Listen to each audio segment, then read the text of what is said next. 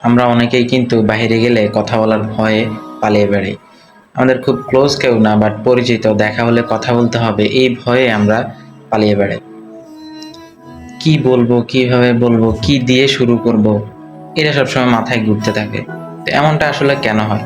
কারণ আমরা ইন্ট্রোভার্ট, আমাদের কনফিডেন্সের অনেক অভাব।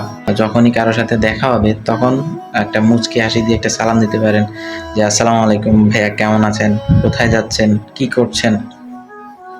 আরো সহজ করে বললে, আপনি যে সিচুয়েশনে আছেন বা আপনারা যে সিচুয়েশনে আছেন সেটা রিলেটেড কোনো কোয়েশ্চেন্স করেন। যেমন তার সাথে আপনার বাজারে দেখা হলো, আপনি জিজ্ঞেস করতে পারেন যে ভাইয়া কি কি কিনলেন, আর কি কি কিনবেন, চলেন এক কাপ চা খাই। হ্যাঁ, অথবা বাসের স্টেশনে দেখা হলো, সেখানে জিজ্ঞেস করতে পারেন যে কোথায় যাচ্ছেন, বাসায় সবাই ভালো আছে কিনা। তো এইভাবে কমন অ্যান্ড সিম্পল কিছু প্রশ্ন দিয়ে কথা বলাটা শুরু করতে পারেন। এটা একদিনে হবে না, আস্তে আস্তে ট্রাই করতে করতে হবে। তো এইটা করলে আমাদের নেটওয়ার্কিংটা ভালো হবে, কমিউনিকেশনটা ভালো হবে, অ্যান্ড আমাদের কনফিডেন্সটা অনেক গ্রো করবে। সো এটা একদিনে হবে না, ট্রাই করতে হবে। আপনার যদি এই টাইপের সমস্যা থেকে থাকে তাহলে আজকে থেকে শুরু করতে পারেন।